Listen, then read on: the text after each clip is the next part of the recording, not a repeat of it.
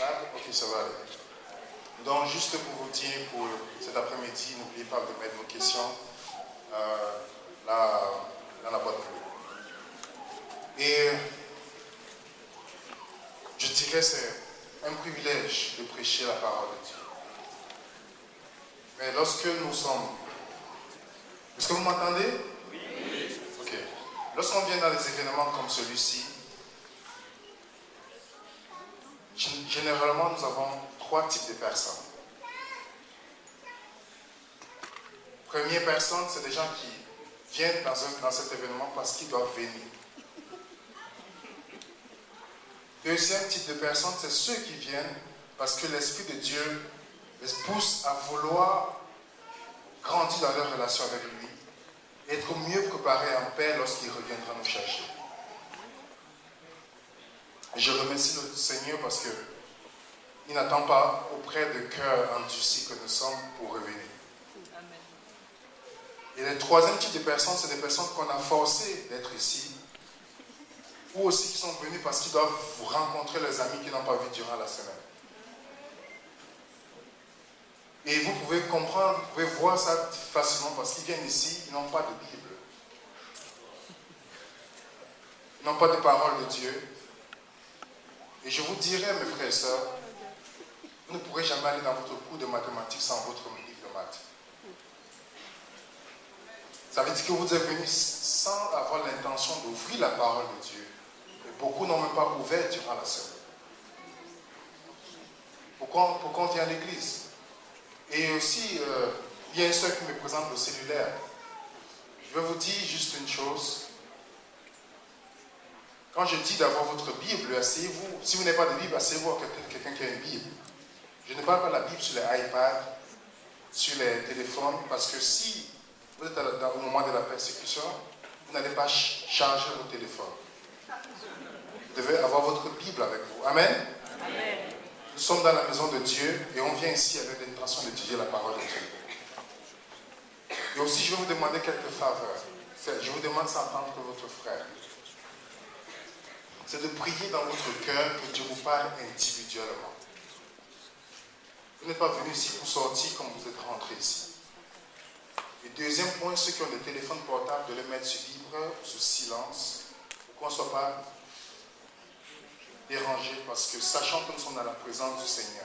Amen. Amen. Il a dit dans Matthieu 18, verset 20 que là où 2 et 3 sont réunis, il est au milieu de nous. Donc donnons un peu de respect à notre Dieu. Amen. Et troisième point, c'est de prier pour moi. Amen. Amen. Priez que le Seigneur puisse me permettre de partager sa parole. Je vais me mettre à genoux et prier. Je vais vous inviter à prier avec moi.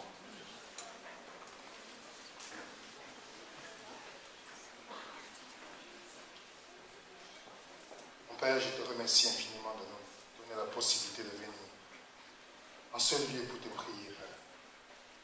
Te remercions infiniment pour ta bonté et ta miséricorde que tu manifestes envers nous. Te remercions pour ta fidélité, ô Père. Nous te remercions aussi tout ce que tu fais pour nous, invisible comme invisible, visible comme invisible, Seigneur Dieu. Dans nos Pères célestes, nous sommes des faibles créatures. Nous venons au pied de ton trône dans ce moment, Père, que tu puisses nous dépouiller de nous-mêmes, Seigneur Dieu. Que tu nous purifies du sang précieux de Jésus-Christ. Que tu viennes habiter dans notre cœur, Seigneur Dieu. Sans toi, nous ne pouvons rien faire du tout, Père.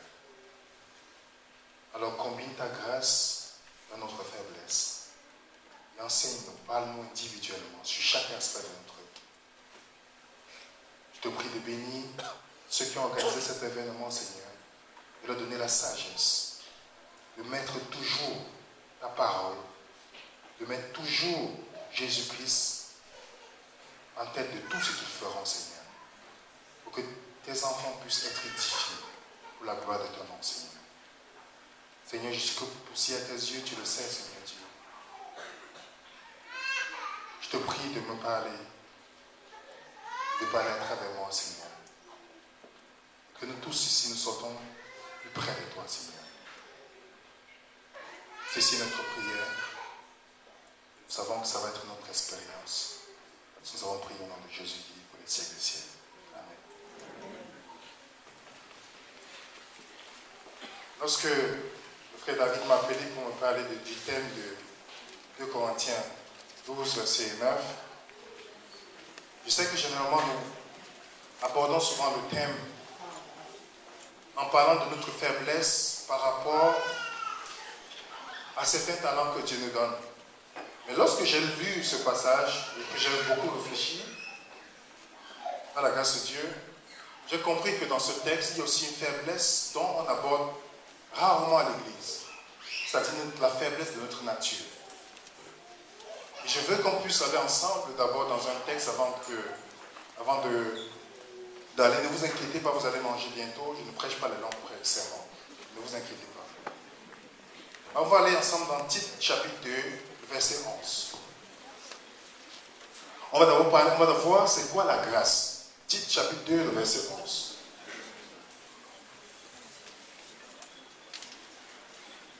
Si vous êtes, vous me dites Amen. Vous y êtes? Amen. Amen. Ok, je vais lire Tite chapitre 2, le verset 11. Car la grâce de Dieu, source de salut pour tous les hommes, a été manifestée. Elle nous enseigne à renoncer à l'impiété, aux convoitises mondaines, à vivre dans le ciel présent selon la sagesse, la justice et la piété. La grâce de Dieu nous enseigne à renoncer à beaucoup de choses. Dieu a pourvu cette grâce parce qu'il sait que nous sommes des créatures faibles. Amen. Je vais vous raconter une histoire. Pardon? Je vais vous raconter une histoire et puis on va justement parler de cette grâce, pourquoi on a besoin que Dieu nous assiste et fait de nous les hommes qu'il veut que nous soyons. Il y a une jeune femme adventiste qui avait eu un accident aux États-Unis et elle ne pouvait plus marcher après son accident. Et lorsqu'elle est partie chez plusieurs médecins, on a dit non, vous ne pouvez plus marcher. Un jour, elle avait une amie qui était dans une église charismatique où on prie, on crie, on fait des miracles. Son ami lui a dit, viens dans mon église, le pasteur fait des miracles. Elle a résisté, elle a dit non, moi je suis adventiste, je ne peux pas faire cela. Son ami a insisté et un jour elle est partie dans cette église.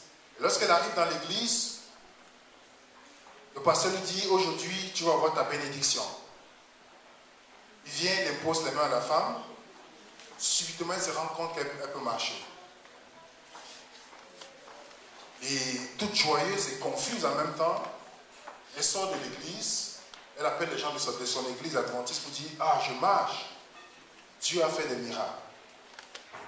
Mais comme le pasteur de l'église adventiste est un pasteur très sage, il a appelé la dame pour lui demander, viens me raconter ton témoignage, j'aimerais juste savoir certaines choses. Et lorsqu'elle arrive, le pasteur s'assoit avec elle. Elle raconte son témoignage. Le pasteur lui dit, ma soeur, sache que tous les miracles ne viennent pas de Dieu. Elle dit, mais comment ça, pasteur? Le pasteur ouvre Apocalypse 14, le verset 16, le verset 14 avec elle, où on parle que l'ennemi fait des miracles. Et puis le pasteur lui a dit que sache que lorsque l'ennemi te donne de faire quelque chose, il va te demander une chose en retour. Alors, va et prie si c'est de Dieu, tu dis à Dieu, Seigneur, c'est de toi, je reste toujours avec, je continue à marcher normalement, mais si ce n'est pas de toi, je retourne à l'état où, quand j'étais malade. Et elle est rentrée chez elle, couchée sur son lit, elle a fait cette prière, et lorsqu'elle se lève le matin, elle se rend compte qu'elle ne peut plus marcher. Et son ami l'appelle pour lui dire, mais comment est-ce que tu ne marches pas? Elle dit non, j'ai fait cette prière. Son ami lui dit non, tu as manqué de foi et que ton pasteur va aller en enfer. Je vous raconte cette histoire juste pour vous faire comprendre que les miracles sont bien, mais si les miracles ne viennent pas de Dieu, et aussi tous les miracles ne viennent pas de Dieu. Je raconte cette histoire pour vous donner d'abord 2 points qui vont faire un sens à la fin de ce sermon. Premier point, c'est que il y a une différence entre le naturel et le surnaturel. Vous savez ça, n'est-ce pas? Une chose naturelle, c'est une chose dont vous n'avez pas besoin de force extérieure pour pouvoir le faire. C'est pas vrai?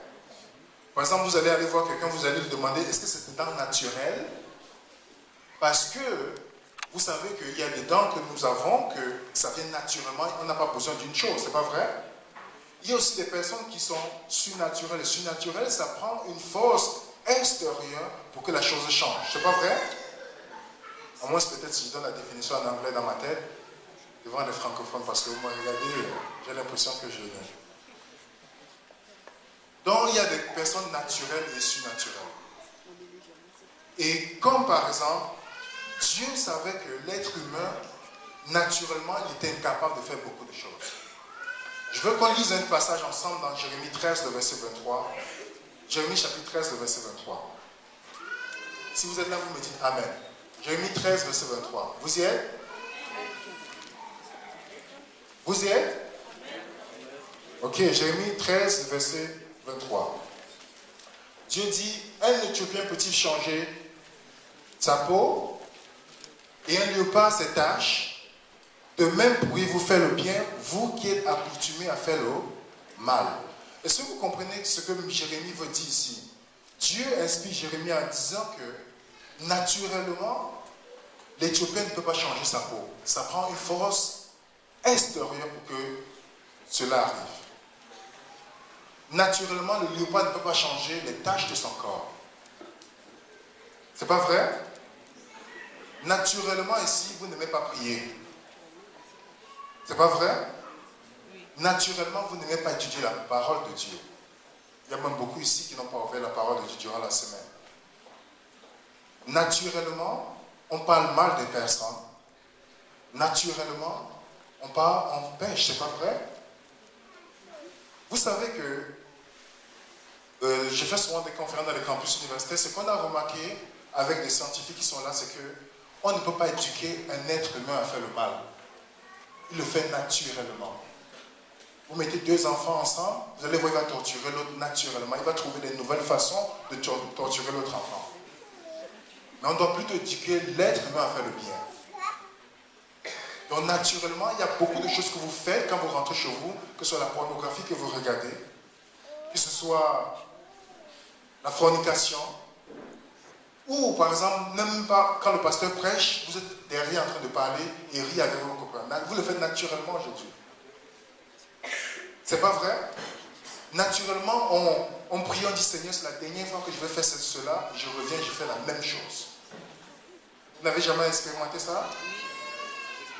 Je vais vous dire une chose, je parlais avec un pasteur, le pasteur là derrière, et l'une des choses que j'ai remarquées de mes 5 ans d'expérience que j'ai dans la chrétienté, c'est qu'il y a beaucoup de personnes qui sont à l'église, mais ils ne sont pas en Jésus-Christ.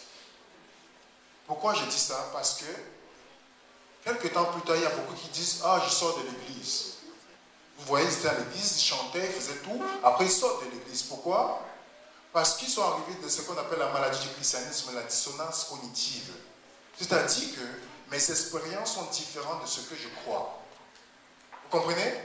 Lorsque je sais que la Bible dit « Vous ne fuyez la fornication », et que je suis dans la fornication et que j'aime cela, finalement, je veux dire, c'est mieux de rationaliser et je sors parce que mon expérience est différente de mes croyances. C'est la maladie du christianisme aujourd'hui. Alors, nous mentons à nous-mêmes parce que nous pensons que de nous-mêmes, nous allons changer. Nous pensons que on va prendre un engagement devant Dieu aujourd'hui et faire cela par notre propre force et abandonner tel péché ou abandonner telle habitude. Mais vous allez remarquer que chaque année, toutes ces personnes sont toujours à la même place spirituellement. Ils ont beaucoup de mouvements dans leur vie, ils chantent, ils font des choses pour Dieu, mais c'est beaucoup de mouvements, mais sans progrès. Et on se pose la question, Seigneur, où es-tu? Pourtant, Dieu nous a donné la solution dans sa parole. Parce qu'il savait que nous sommes des êtres faibles. Il sait que si il ne fait pas ce miracle en nous, nous ne pourrons jamais arriver. Ce n'est pas vrai, mes frères et sœurs. Vous savez c'est quoi vous luttez chaque jour.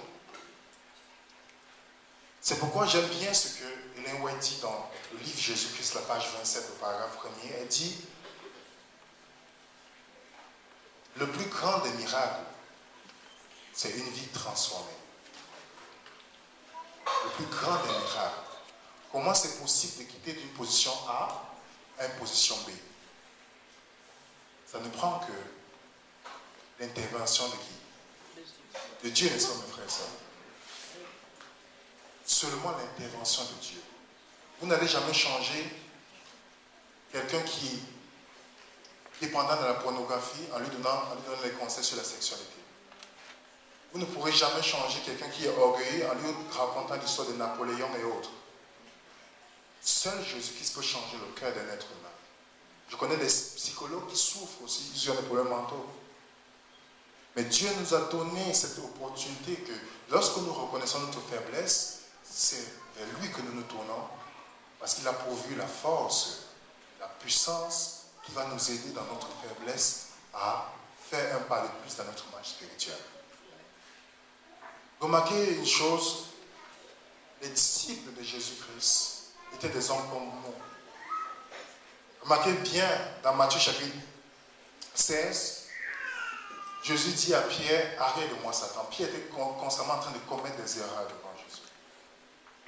Vous allez voir, les disciples étaient toujours en train de lutter qui est le plus grand parce qu'ils luttaient avec leur nature.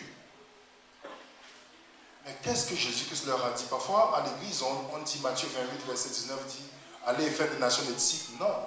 Mais remarquez, si vous êtes bien dans le contexte, vous allez voir qu'avant qu'ils aillent faire cela, Jésus-Christ leur a demandé de rester quelque part. Dans Luc chapitre 24, le verset 49, il leur a dit, restez ici jusqu'à ce que vous soyez revêtus de la puissance d'en haut. Parce qu'ils savaient que naturellement, ils ne peuvent pas accomplir cela. Déjà, eux-mêmes, ils devaient être un problème pour les autres. Est-ce que, mes frères et sœurs, est-ce que vous n'avez pas besoin de miracles dans votre vie? Vous n'avez pas besoin de miracles? Combiner le miracle de Dieu combiné dans notre faiblesse pour pouvoir dire une fois pour toutes, c'est fini cette habitude que j'ai ou telle chose que j'ai fait en secret. On n'a pas besoin de miracles, mes frères et sœurs. Le plus grand des miracles que Dieu a donné, lorsque Jésus a dit à ses disciples, vous allez recevoir quoi? Le Saint-Esprit. Le Saint-Esprit qui devait en même temps changer l'habitude de ces personnes et leur permettre, Pierre et les autres qui avaient peur de se placer devant les autres pour prêcher, c'est des personnes qui étaient prêtes à mourir pour Jésus-Christ lorsqu'ils ont été revêtus de la puissance d'en haut. Comment nous allons arriver, mes frères et sœurs? Est-ce que nous allons demeurer toujours dans notre mort spirituelle et chaque fois rester toujours dans la même condition? Vous pensez que Jésus-Christ vient, il va venir nous trouver dans la même condition, on va aller avec lui? C'est impossible, mes frères et sœurs. Et je veux qu'on puisse regarder ensemble, pour terminer, ce que le Saint-Esprit peut faire dans le cœur de quelqu'un. Que Dieu désire nous donner. Dans Luc 11, verset 13, on dit, méchants que vous êtes, vous savez donner des bonnes choses à vos enfants. Combien de fois le Père ne donnera-t-il pas son Saint-Esprit à ceux qui lui demandent? Est-ce que vous demandez, en suppliant le Seigneur de vous revêtir de sa puissance chaque jour? Pour qu'enfin, nous puissions sortir de notre état spirituel. On n'a pas besoin de réveil spirituel, mes frères et sœurs. On n'a pas besoin de réveil spirituel? On a besoin de réveil spirituel. Et là, on a dit dans le message choisi, la page 141, que le plus grand et le plus urgent, c'est celui de la véritable piété parmi nous. Et le chercher devait être notre premier business. Donc, ça devait être notre première préoccupation, de chercher ce réveil. Et qui ne se fait seulement que sous la direction du Saint-Esprit. Il va venir nous donner la possibilité de pouvoir avancer dans notre marche chrétienne. Est-ce qu'on va continuer à rester dans notre condition, mes frères et sœurs? Je veux qu'on aille ensemble dans la Bible, dans Galates chapitre 5, et voir comment le Saint-Esprit produit quelque chose de différent dans notre vie, au point où nos vies sont transformées. J'aime bien ce que le frère David a présenté sur John Newton. Si vous lisez bien l'histoire de John Newton, il explique qu'un chrétien dépourvu de cette puissance ne pourra jamais arriver. On ne pourra jamais arriver. Nous sommes faibles de nature. Et vous allez partir dans plusieurs religions, j'ai étudié plusieurs religions, l'hindouisme, l'islam, tout ça. Aucune de ces religions ne promet la victoire sur le péché. Aucune de ces religions ne te dit, ok, tu vas quitter de là à là. Aucune, seul le christianisme promet. Et c'est parce que nous n'expérimentons pas que nous sommes dans cette condition. On va faire les choses nous-mêmes par notre propre force. Quand Jésus dit dans Jean 15, verset 5, sans moi, vous ne pouvez rien faire. Rien faire. Il n'a pas dit que vous pouvez faire quelque chose. Il a dit rien. Alors dans Galates chapitre 5, verset 22. Si vous y êtes, vous me dites Amen. On va bientôt terminer. Pour le monde dans Galates chapitre 5. Remarquez bien, dans le verset 19, Paul décrit les œuvres de la chair dans ce que nous faisons habituellement, parce qu'il connaît l'être humain. Mais dans le verset 5, il nous dit comment le Saint-Esprit nous transforme dans notre faiblesse et nous fait ressortir des caractères que nous avons besoin, qui ne sont pas en contradiction avec la loi. Dans le verset 22, il dit ceci. Le fruit de l'Esprit, il dit mais il met la... comment on appelle ça en français? Une quoi? Il met l'accent sur quelque chose. Mais le fruit de l'Esprit, il commence par l'amour, la joie, la paix, la patience, la bonté, la bienveillance, la fidélité, la douceur et la tempérance. Tout cela n'est que le produit de l'amour. Et seul l'amour peut pouvoir sortir certaines choses dont nous avons besoin. Déjà, on n'aime pas naturellement Dieu. Parce que si on aime vraiment Dieu, pourquoi on fait la même chose chaque jour? Est-ce que vous pouvez faire le mal à quelqu'un que vous aimez? Non. Dans le fruit de l'esprit, vous allez voir que l'amour, c'est la base de ce fruit, parce que la joie, c'est l'amour qui s'extériorise. C'est pas ça? La paix, c'est l'amour dans le repos. La fidélité, c'est l'amour dans la lutte. La bonté, c'est l'amour dans l'action. La bénignité, c'est l'amour dans le service. La fidélité, c'est... excusez-moi, j'ai dit la fidélité. La patience, c'est l'amour dans le repos. Et puis on a la douceur, c'est l'amour qui déborde. Et on a la tempérance, qui est l'amour discipliné. Tout cela produit un caractère. Vous allez voir, à la fin, Paul dit, toutes ces choses, la loi n'est pas contre ces choses, parce que lorsqu'on est transformé par la puissance d'en haut, on ne peut plus se lever chaque matin et dire, je n'ai pas péché contre tel commandement. Naturellement, on fait les choses que Dieu nous demande. Mais ça prend le chrétien qui reconnaît qu'il est faible et qui a besoin de Dieu. Et qui peut implorer dans sa faiblesse, Seigneur, j'ai besoin de toi. Je me rappelle quand je suis devenu chrétien, il y a beaucoup de choses que je ne savais pas, que ce n'était pas bien. Je me rappelle, je disais, Seigneur, je fais la même chose. J'écris aujourd'hui, Seigneur, je ne peux pas. Dieu m'a dit, chaque fois tu me montres que tu es fort. Et tu ne peux pas jouer cela avec l'ennemi. Et c'est là où j'ai dit, Seigneur, un jour j'ai décidé. Je me suis mis à genoux. Je ne me rappelle pas l'heure où j'étais à genoux, mais je me suis rendu compte que j'ai passé beaucoup de temps. J'ai dit, Seigneur, si tu n'enlèves pas ça dans ma vie, je vais mourir. Et le Seigneur, dans sa miséricorde, a enlevé cela dans ma vie. Il a fallu que je reconnaisse que je ne peux rien moi. Et que j'ai besoin de Dieu pour être guéri totalement. Est-ce que vous n'avez pas besoin d'un miracle, mes frères et sœurs? Qui a besoin d'un miracle ici? Pour ceux qui veulent réellement dire, Seigneur, aujourd'hui, je veux expérimenter que dans ma faiblesse, que tu sois ma force aujourd'hui, Seigneur. Que vous voulez réellement le faire pour le Seigneur, pas pour moi, pas pour les personnes ici. Vous approchez, on va prier ensemble. Ceux qui veulent le faire.